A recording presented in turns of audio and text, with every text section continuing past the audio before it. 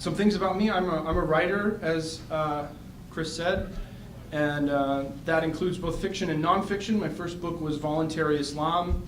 My next one was Authoritarian Sociopathy, which is most of what we're going to be talking about today. And then zombie fiction, because, you know, zombies.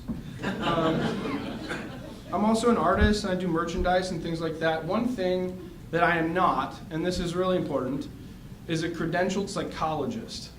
So I want you all to take everything that I'm about to say with a very large grain of salt.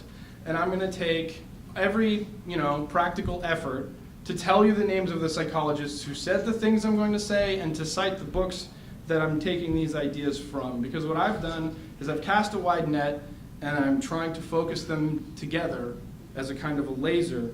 You may have seen this booklet around. It was out on the table. This is essentially the long-form version of what I'm about to say. So if the things that I say, you want the harder reference, you want the numbers, you want the full picture, I have a bunch of these. I'll be at the after party later.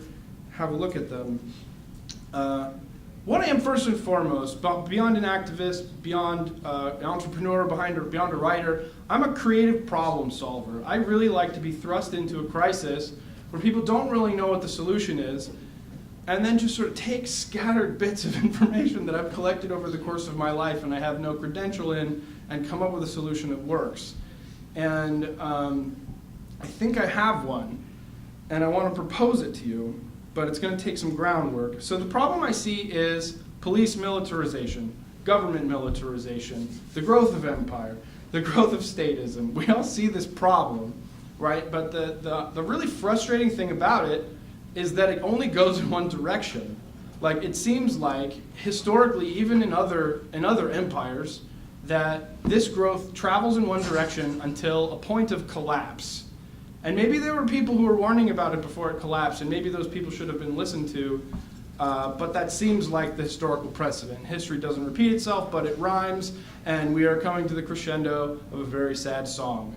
And I think that this was probably best expressed in the Declaration of Independence. It's an often unquoted section, and it says, "Mankind is more disposed to suffer while evils are sufferable than to abolish the forms to which he has grown accustomed." And the form to which we've all grown accustomed is a monopoly on violence. Like, think about that. So violence is morally undesirable. Like, most people of any ideology will tell you violence is not a good idea. Maybe a necessary evil, not a good idea. Monopoly is economically undesirable. It produces perverse incentives, it destroys competition, it's inefficient, it's top-heavy. So a monopoly on violence is like double plus ungood, right? So we heard Barack Obama affirm this definition of government when he was interviewed by the Military Times. We hear Rothbard affirm this definition of government in Anatomy of the State. But if you go back to Max Weber, who was the German philosopher who originally coined this, there's a really important adjective that he includes, and that is legitimate. He says that the definition of government is a monopoly on the legitimate use of violence in a geographic area. And so I want to talk about this concept of legitimacy as our problem, as the root of our problem, because fundamentally legitimacy, it can't be measured. It can't be put in a test tube. It can't be put in a microscope. Legitimacy is an illusion of the mind. It's something that people accept and internalize as their idea of the world, but it's not actually out there. So that you've probably heard this Henry David Thoreau quote, "For every 1,000 hacking at the branches of evil, only one is striking at the root," right? I like to say, for every 1,000 striking at the root, only one realizes that the club he's using is actually one of the branches. And so I want to propose for you guys, I want to arm you with a different club to strike the root. And this goes into psychology. So I'm going to do a little bit of review. I know we're all libertarians, and you've probably heard a couple of these experiments before, but I'm going to try and put a spin on them. I'm sure you've all heard of Stanley Milgram. right? The Milgram experiment was in 1961, and it was essentially subjects were randomly separated into learners and teachers, and the teachers were told that the learners were the subjects, and that they would ask them these questions, and if they answered them wrong, they would get an escalating electric shock. But what was actually going on was that the learners were the confederates of the experiment, and the teachers were the subject. And the experiment was designed to see whether or not these teachers would follow unethical orders and deliver a lethal jolt of electricity to a complete stranger based on the prodding of an authority figure, in this case a scientist in a lab coat. The learners in this case, the illusion, the confederates of the experiment would begin to complain, they would begin to protest, they would say they wanted out, they complained of a heart condition, they banged on the wall, they demanded to be set free, and in every case, the teachers would, at first they would begin laughing nervously, they would ask to leave, some of them would offer to give the money back that they were given to participate in the experiment, and ultimately they began shaking and exhibiting like physical signs of extreme stress. And the experimenter's job in each case was to just verbally prod, to say, the experiment requires that you continue. And ultimately to say, don't worry, I will take full responsibility. And this was a magical phrase, I will take full responsibility. The moment that you take personal responsibility from the subject, they are willing to murder someone. Now, the Confederates of the contemporaries of Stanley Milgram estimated in the beginning that 1% to 3% of people would deliver this lethal dose. What the study actually found was that 65% of people were willing to murder someone if someone in a lab coat told them to. So this is sort of commonly known. But what's lesser known is the reason that Stanley Milgram designed this experiment. I refer to this person as the lesser known Adolf. This is a man named Adolf Eichmann. And you can read his testimony. It's called Eichmann in Jerusalem, a report on the banality of evil. And when Stanley Milgram heard his testimony, and lots of people reported on it, they found him so calm and unremorseful that it was shocking. So Adolf Eichmann, in case you don't know, when we say that the trains under fascist German, in Nazi Germany ran on time, Adolf Eichmann was responsible for that. He was a logistics officer. He was in charge of filling the trains and making sure that they were on time. And the reason that his trial was so different than the Nuremberg trials was because he didn't actually ever kill anybody. All he did was drive them to where they were killed. Right? He was essentially a train conductor. But when he was convicted, even though he was exonerated of having killed anyone, he was still convicted of war crimes and he was still convicted of crimes against humanity.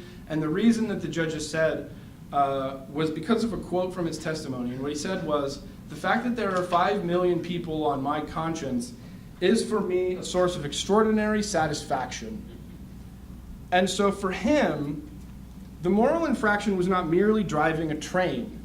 If he had driven the train at gunpoint against his will, that would be a different crime. His crime was to enthusiastically embrace the legitimacy of those orders. And that's what made him culpable for the murders, because he believed in the legitimacy of the monopoly on violence that told him to drive these trains. After Stanley Milgram, we get Stanford Prison. This is another familiar one, so I'll review it briefly. Philip Zimbardo runs a 2-week-long prison experiment in the basement of the Stanford Psychology building. He has 24 college students who are screened for psychological health. So these are healthy people with no criminal backgrounds, with no drug habits, with no whatever problems. They're run-of-the-mill people. And then he separates them, 12 prisoners and 12 guards, to run simulation prison, and he appoints himself as sort of prison warden. And he gives them the instructions simply to keep a fixed schedule, to make sure that the prisoners don't experience any kind of, that they're made to feel powerless and that they're made to feel individuated, and that you're not allowed to physically harm them. Other than that, be creative and arbitrary. Those are the orders. To this effect, he puts them both in uniforms, prisoners in smocks, guards in mirror glasses with batons just for intimidation purposes, and he's going to observe this. Within 48 hours, there's a brief period of hunger strikes and things on the parts of the prisoners and things like that, but within 48 hours, they've completely internalized their fictional identities. The guards begin sadistically torturing the prisoners. They draw them out into the yard nude, they pour cold water on them, they make them poop and pee in buckets in their cells, they make them drag their blankets through thorn bushes so that they have to sleep in thorny blankets or no blankets at all. Really sadistic behavior. But the interesting thing, and this goes to the legitimacy of the thing, the prisoners also internalized their fictional identities. They began to exhibit submissive behavior and horizontal discipline. They began to chastise each other for violating the rules of the guards, and they began to speak as if they were guilty of crimes they did not commit. So this was supposed to be a 2-week simulation, but it was halted after 6 days because I think somebody went into shock or something. Don't quote me on that. But Philip Zimbardo said that it should have been halted sooner, that it should have been halted within 3 days or so, as soon as the sort of sadistic behavior began, but that he had been seduced by his fictional identity as the prison warden, and the position of power had allowed him to allow torture to go on longer than it should have. So these are the famous ones, and the Stanford Prison experiment was never repeated. The Milgram experiment has been repeated, dozens of times, mostly in other countries with similar results. But the results of these two experiments were so shocking that the ethical guidelines for the performance of psychological experiments were changed. And as a result, none of the experiments since then are very shocking, and therefore they don't get headlines, and therefore most people have never heard of them, and therefore they have not had much of an impact on the culture. And so we have not had much impact on the psychology of power on American culture since about, 71 was the Stanford Prison experiment? But academics keep talking about it, and there are a number of experiments I want to talk about that have happened since then that, for these reasons, are relegated to the water coolers of psychology departments, and I think that people need to talk about them more.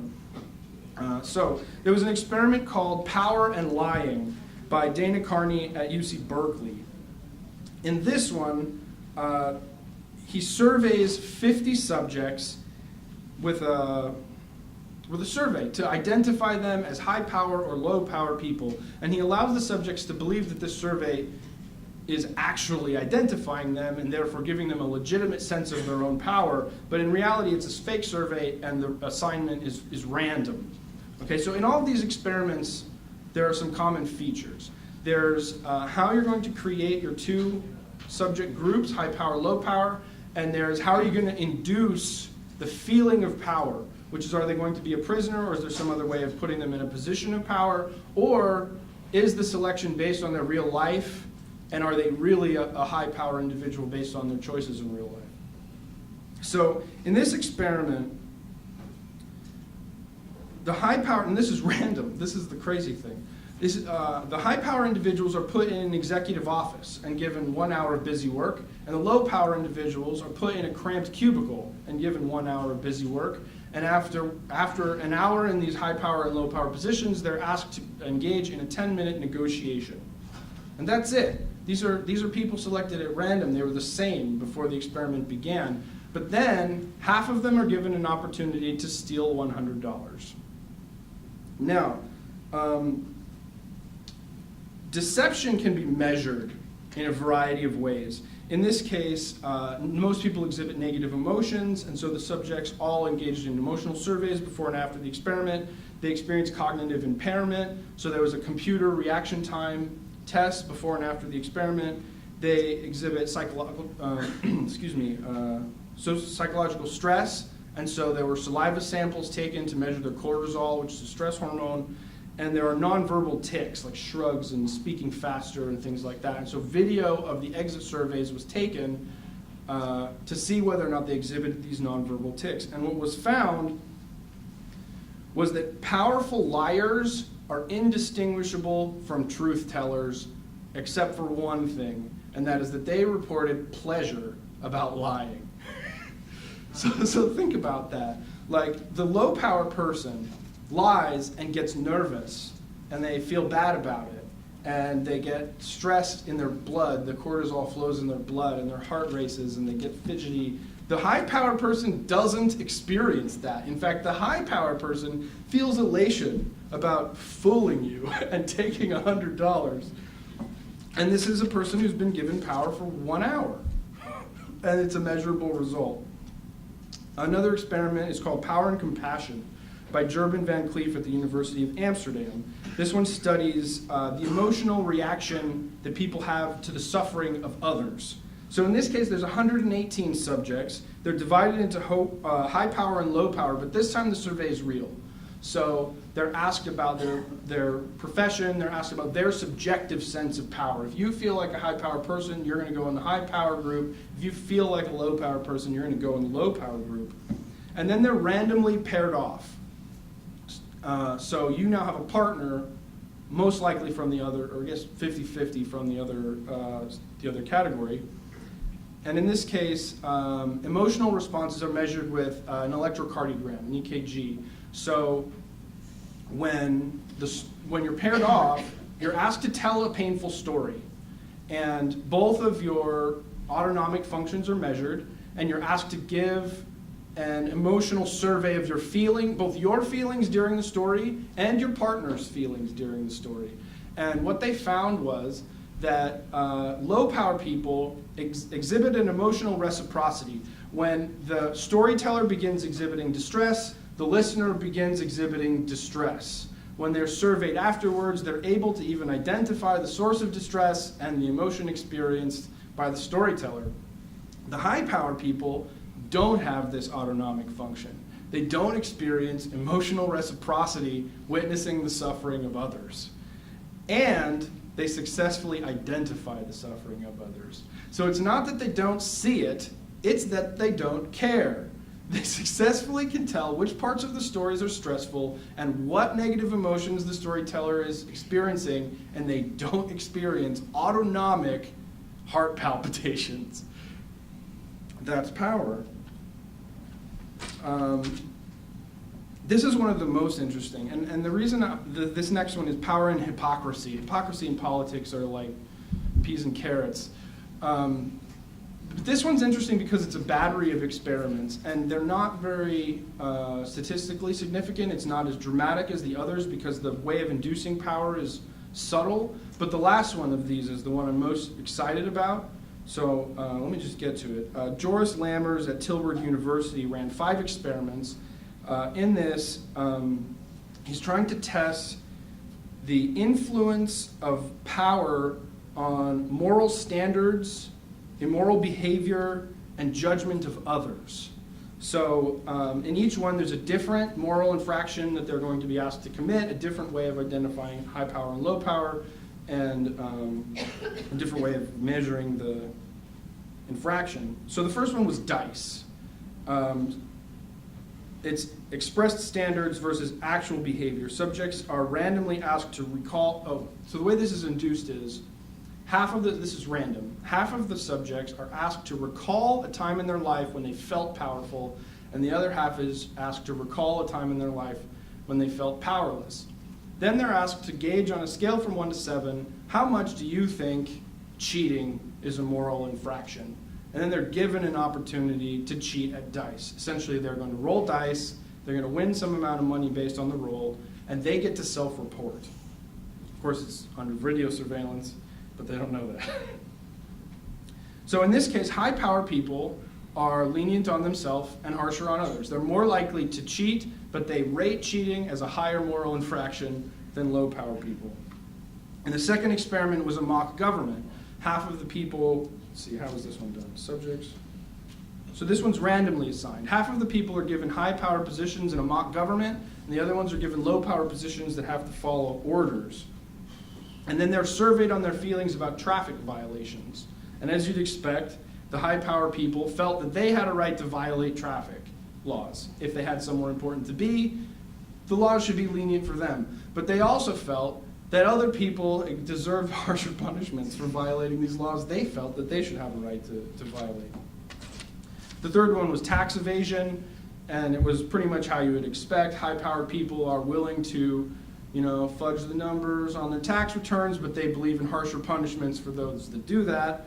The fourth was a stolen bicycle or an abandoned bicycle. The high-powered people were more likely to say that they would keep the bicycle, but they also felt that other people had a higher moral responsibility to find the owner of the bicycle.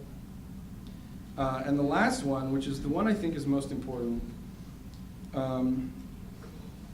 So in this one, it's like the others where power is induced through storytelling.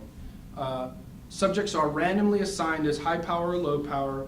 They're asked to recall a time in their life when they felt powerful, or they're asked to recall a time in their life when they felt not powerful. But in this experiment, they distinguished, or they split the power group into two. And they said, half of you, we want you to recall a time in your life where you felt powerful and you felt that that power was legitimate.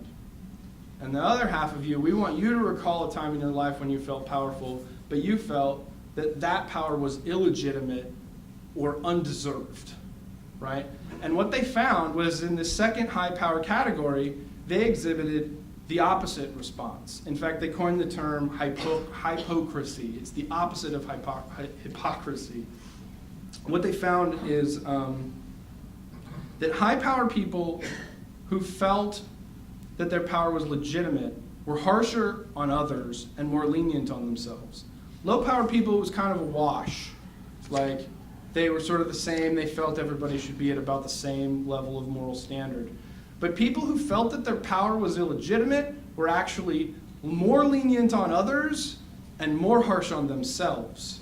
So it actually, just the removal of the legitimacy itself reversed the psychological effect of power and sent it into reverse. Like, do you see how powerful that is? So something I want to see is I want to see all of these experiments done again, but I want to see them all done with an illegitimate power category. I want to see how illegitimate power people respond to lying. I want to see how illegitimate power people respond to compassion. I think this is the area of study in psychology that needs to be explored, is what is the psychology of illegitimate power? Because it mostly is illegitimate power. I'm going to read a quote actually from this psychologist, because you'll get a kick out of it. So this was the conclusion in this illegitimate power study. A question that lies at the heart of the social sciences is how the status quo power inequality is defended and how the powerless come to accept their disadvantaged position. The typical answer is that the state and its rules, regulations, and monopoly on violence coerce the powerless to do so, but this cannot be the whole answer. Our last experiment found that the spiral of inequality can be broken if the illegitimacy of the power distribution is revealed. One way to undermine legitimacy of authority is open revolt, but a more subtle way may be for the powerless. But a more subtle way in which the powerless might curb self-enrichment by the powerful is by tainting their reputation, for example, by gossiping. If the powerful sense that their unrestrained self-enrichment leads to gossiping, derision, and undermining of their reputation as conscientious leaders, they may be inspired to bring their behavior back to their espoused standards. What they're talking about is satire. They're talking about comedians like Penn Jillette and comedians like George Carlin. They're talking about making fun of people who think that their power is legitimate until they accept that we don't think that their power is legitimate. And maybe they stop thinking that their power is legitimate.